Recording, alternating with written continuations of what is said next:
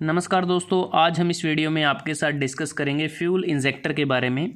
Fuel injector को diesel engine में इस्तेमाल किया जाता है। फ्यूल इंजेक्टर का मेन फंक्शन होता है जो लिक्विड फ्यूल टैंक से आता है उसे एटोमाइज़ करना। एटोमाइज़ का मतलब है कि जो लिक्विड फ्यूल है उसको माइक्रोस्कोपिक ड्रॉपलेट्स में उसको ब्रेक करना ताकि उसको वेपराइज करना आसान हो जाए और वह अच्छी तरह से एयर के साथ मिक्स होके हमें कंप्लीट कंबशन प्रोवाइड करे।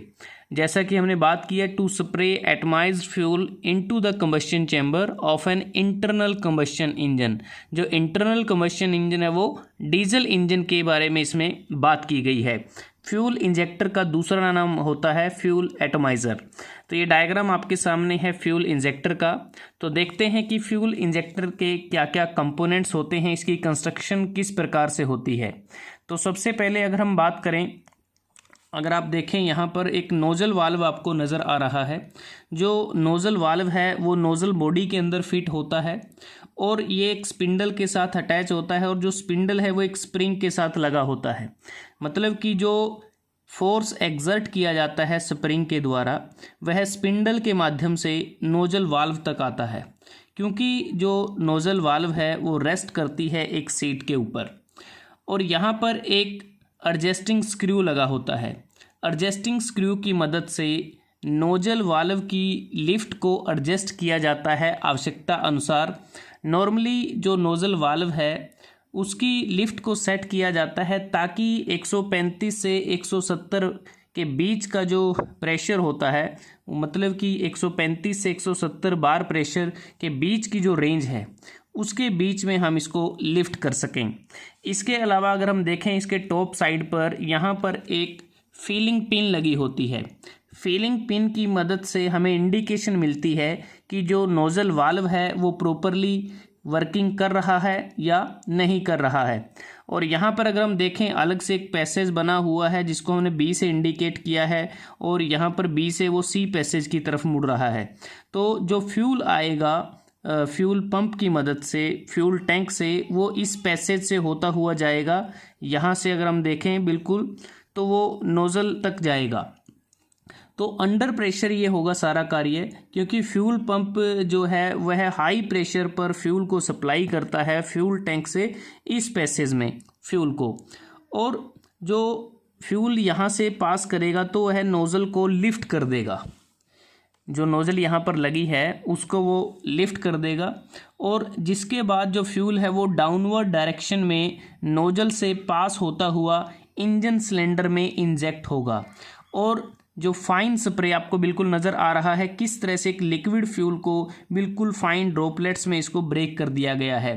तो एक प्रकार से अगर हम बात करें कि जो ऑयल या फ्यूल जो प्रेशर अगर कम हो जाता है, मतलब जैसा हमने बात की कि जो फ्यूल टैंक से फ्यूल आएगा वह अंडर प्रेशर होगा। जैसे ही प्रेशर कम हो जाएगा तो उस कंडीशन में जो नोज़ल वाल्व है वह अपनी सीट पर वापस आ जाता है स्पिंडल के थ्रू स्प्रिंग फोर्स की मदद से। क्योंकि फ्यूल के आने से तो वो लिफ्ट हो गया था, लेकिन जैसे ही फ्यूल का प्रेशर कम हुआ तो स्प्रिंग ने जो फोर्स एक्सर्ट किया, जो स्प्रिंग फोर्स एक्सर्ट किया स्पिंडल के माध्यम से, तो वापस नोजल अपनी सीट पर आ जाएगा, जिससे क्या होगा कि जो फ्यूल की जो सप्लाई है वो कट ऑफ हो जाएगी। इसके बाद अगर हम बात करें जो नोजल वाल्व है, ये हमारे पास नोजल वाल्व से ऊपर अगर किसी भी प्रकार की लीकेज होती है तो जो फ्यूल या ऑयल है वह वापस चला जाएगा।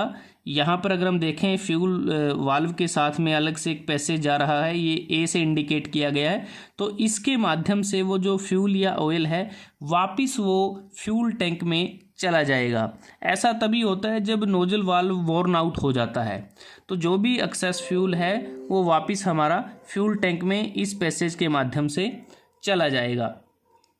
दूसरी बात अगर हम बात करें जो फ्यूल इंजेक्टर होता है, फ्यूल इंजेक्टर में हम जो फ्यूल को मीटर कर सकते हैं वो कार्बोरेटर के मुकाबले काफ़ी प्रिसाइजली इसमें किया जा सकता है। और साथ में फ्यूल इंजेक्टर के प्रयोग से जो फ्यूल की वेस्टेज है वो भी बहुत कम होती है, और फ्यूल की वेस्टेज कम होने से जो इंजन की पावर इंक्रीज हो जाती है, एमिशन कम होता है और फ्यूल कंजप्शन भी कम होता है।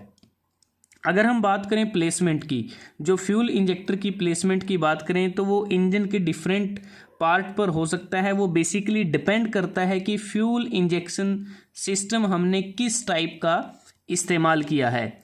इसके अलावा जो हमने बात की कि जो फ्यूल इंजेक्टर की जो लीकेज है वो हमें कैसे पता चल सकती है।